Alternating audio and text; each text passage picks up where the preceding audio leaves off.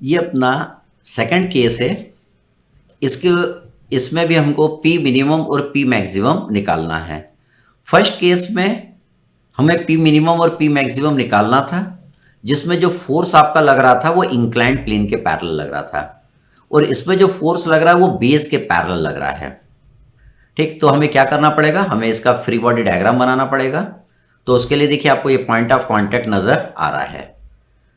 तो इस point of contact पे, यहाँ पे इसके लिए भी देखिए पॉइंट ऑफ कांटेक्ट आपको नज़र आ रहा है। इस पॉइंट ऑफ कांटेक्ट पे दो फोर्सेस लगेंगे। एक तो लगेगा नॉर्मल रिएक्शन जो कि इस ब्लॉक के सीजी से पास होके जाएगा, जिसको मैंने नाम दिया R1, और सेकंड लगेगा फ्रिक्शनल फोर्स। तो पहले मैं इसके लिए भी नॉर्मल रिएक्शन लगा देता हूं और इसको भी मैं सीजी से पास कर देता हूं। इसको नाम दिया R2। फिर हम एंगल निकाल लें। ये जो एंगल आएगा, ये एंगल इस एंगल के बराबर होगा थीटा डिग्री, और यहाँ पे भी एंगल निकाल लेते हैं पी मैक्सिमम के लिए। ये एंगल आपका थीटा डिग्री इसके बराबर होगा। अब हमें डायरेक्शन ऑफ फ्रिक्शनल फोर्स सोचना है, तो हम वही लॉजिक लगाते हैं। देखिए अभी हम क्या बोलते हैं, ये जो एंगल है एंगल ऑफ रिपोज से ज़्यादा है, मतलब बॉडी आपकी नीचे की ओर आ रही है। तो आपने क्या करा, यहाँ पे 1 न्यूटन का फोर्स लगाया। हम क्या सोच रहे हैं, डायरेक्शन ऑफ फ्रिक्शनल फोर्स सोच रहे हैं। हम डायरेक्शन ऑफ फ्रिक्शनल फोर्स सोच रहे हैं। तो देखिए ये जो एंगल आएगा पी मिनिमम और पी मैक्सिमम का, यहाँ से ये आपका थीटा डिग्री आएगा। ये थीटा है तो ये भी क्या आएगा आपका थीटा डिग्री आएगा। ये दोनों करस्पॉन्डिंग एंगल हैं। तो आपने पी मिनिमम और पी मैक्सिमम का एंगल इंक्लाइंड प्लेन से निकाल लिया। अब डायरेक्शन ऑफ फ्रिक्शनल फोर्स निकालने के लिए वही लॉजिक लगाएंगे जो पिछले में लगा रहे थे, कि यहाँ पे आपने 1 न्यूटन का फोर्स लगाया। 1 न्यूटन के फोर्स ने ब्लॉक को यहाँ पे नहीं रोक पाया, ब्लॉक आपका नीचे की ओर आ गया। आपने फोर्स को बढ़ा के 2 न्यूटन किया, 2 न्यूटन वाले फोर्स ने भी ब्लॉक को यहाँ पे नहीं रोक पाया, ब्लॉक आपका नीचे की ओर आ गया। आपने 3 न्यूटन का फोर्स लगाया, 3 न्यूटन के फोर्स ने भी ब्लॉक को यहाँ पे नहीं रोक पाया, ब्लॉक आपका नीचे की ओर आ गया। आपने 4 न्यूटन का फोर्स लगाया, 4 न्यूटन के फोर्स ने ब्लॉक को यहाँ पे रोक लिया। लेकिन जैसे आप फोर्स की वैल्यू 4 से थोड़ा सा कम करते हैं, 3.9 न्यूटन करते हैं, अब ब्लॉक आपका इक्विलिब्रियम में नहीं रहता है, ब्लॉक आपका नीचे की ओर आ जाता है। मतलब minimum value of P force आप यहाँ पे कितना लगाएंगे, 4 न्यूटन लगाएंगे, जो ब्लॉक को इक्विलिब्रियम में रखेगा। अब आपने फोर्स को बढ़ा के यहाँ पे 5 न्यूटन किया, तो 4 न्यूटन ने रोक लिया, तो 5 न्यूटन वाला तो रोक ही लेगा। फिर आपने फोर्स को बढ़ा के 6 न्यूटन किया, जब 4 न्यूटन वाला रोक ले रहा है तो 6 न्यूटन वाला भी रोक लेगा। फोर्स को बढ़ा के आपने 7 न्यूटन किया, अब 7 न्यूटन वाले ने भी ब्लॉक को यहाँ पे रोक के रखा है। लेकिन जैसे आपने फोर्स को जरा सा 7 न्यूटन से बढ़ाया, 7.1 न्यूटन किया, अब ब्लॉक आपका इक्विलिब्रियम में नहीं रहेगा, ब्लॉक आपका ऊपर की ओर चल देगा, ब्लॉक आपका ऊपर की ओर चल देगा। मतलब maximum value of P force कितना होगा, 7 न्यूटन रहेगा, जो ब्लॉक को इक्विलिब्रियम में रखेगा। अब हमें क्या सोचना है, डायरेक्शन ऑफ फ्रिक्शनल फोर्स। तो डायरेक्शन ऑफ फ्रिक्शनल फोर्स सोचने के लिए हमें पी मिनिमम और पी मैक्सिमम की वैल्यू पॉइंट भर कम करके और पॉइंट भर बढ़ा के सोचना पड़ता है कि बॉडी का मूवमेंट किधर होगा। अगर देखिए मैं पी मिनिमम की वैल्यू पॉइंट भर बढ़ाऊंगा तो कुछ नहीं होगा, बॉडी आपकी इक्विलिब्रियम में ही रहेगी। लेकिन पी मिनिमम की वैल्यू पॉइंट भर कम कर दूंगा तो बॉडी नीचे की ओर आ जाएगी। मतलब इसके लिए फ्रिक्शनल फोर्स कहां लगेगा, ऊपर की ओर लगेगा। और कितना लगेगा, ये आपका μr1 लगेगा। अब पी मैक्सिमम के लिए देखिए, अगर मैं पी मैक्स की वैल्यू पॉइंट भर कम कर दूंगा तो कुछ नहीं होगा, बॉडी यहीं पर रुकी रहेगी। लेकिन पॉइंट भर इसकी वैल्यू बढ़ा दूंगा तो बॉडी आपकी ऊपर की ओर चली जाएगी। बॉडी चूंकि ऊपर की ओर जा रही है, इसलिए यहां पे फ्रिक्शनल फोर्स नीचे की ओर लगेगा। कितना लगेगा नीचे की ओर, दैट इज μr2 लगेगा। तो देखिए आपने दोनों के लिए फ्रिक्शनल फोर्स भी बना दिया। अब हमारा प्रॉब्लम सॉल्व हो जाएगा। अब बॉडी तो आपकी इक्विलिब्रियम में, तो सिग्मा के और सिग्मा भी कितना होगा, 0 होगा। तो देखिए अब हम फोर्सेस को रिजॉल्व कर लेते हैं। तो देखिए पी मिनिमम के 2 कंपोनेंट होंगे, एक फोर्स इधर लगेगा, इसको हम बोलेंगे P minimum cos theta. P minimum का दूसरा component perpendicular to the given component, इसको हम लिखेंगे पी मिनिमम साइन थीटा। अब पी मिनिमम को हटा देंगे। इसी तरह डब्ल्यू के 2 कंपोनेंट हो जाएंगे। डब्ल्यू के 2 कंपोनेंट, एक कंपोनेंट इधर लगेगा, इसको हम लिखेंगे डब्ल्यू कॉस थीटा। डब्ल्यू का दूसरा component perpendicular to the given component, इसको हम लिखेंगे डब्ल्यू साइन थीटा। अब हम डब्ल्यू वाले को हटा देंगे।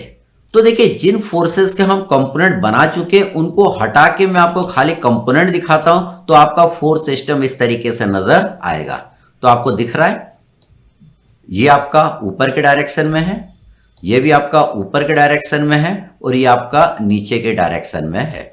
तो ये इक्विलिब्रियम में रहेगा तो क्या होगा, ऊपर की ओर लगने वाले फोर्सेस बराबर नीचे की ओर लगने वाले फोर्सेस होंगे, या आप क्या कह सकते हैं ऊपर की ओर लगने वाले फोर्सेस माइनस नीचे की ओर लगने वाले फोर्सेस इक्वल टू जीरो भी लिख सकते हैं। तो देखिए मैंने सिग्मा एच को जीरो करा, ऊपर की ओर लगने वाले फोर्सेस माइनस नीचे की ओर लगने वाले फोर्सेस इक्वल टू जीरो। अब ये इक्विलिब्रियम में है तो इसके वर्टिकल कंपोनेंट का भी अलजेब्रिक सम जीरो होगा।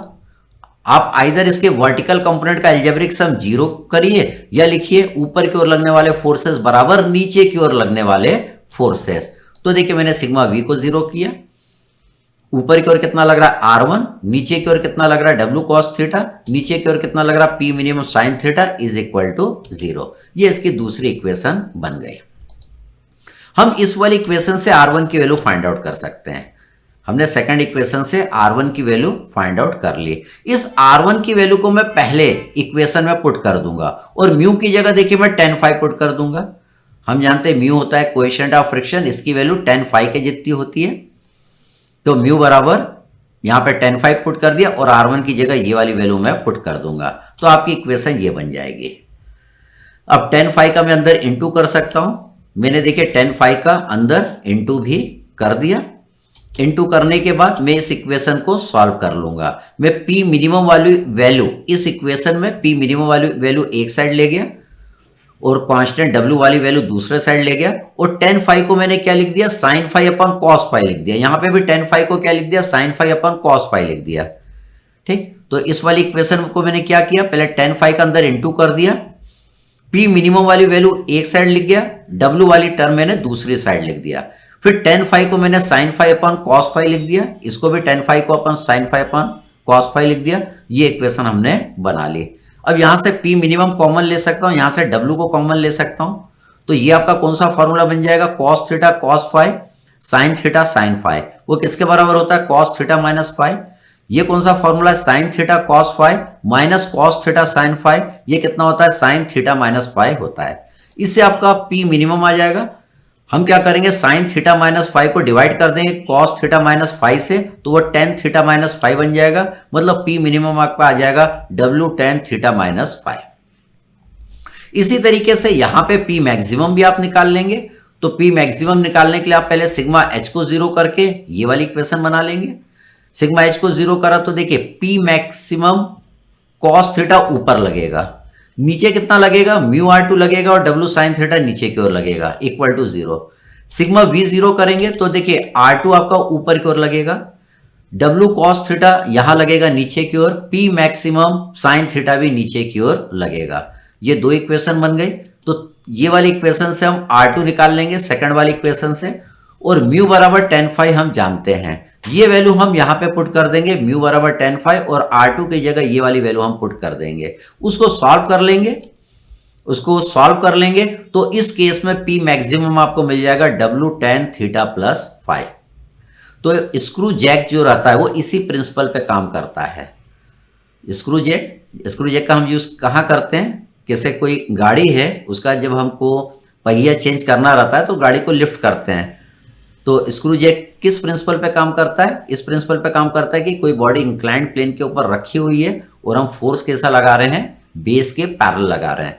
तो स्क्रू जैक में भी हम फोर्स कैसा लगाते हैं, बेस के पैरेलल लगाते हैं और आपकी बॉडी क्या होती है ऊपर की ओर लिफ्ट करती है।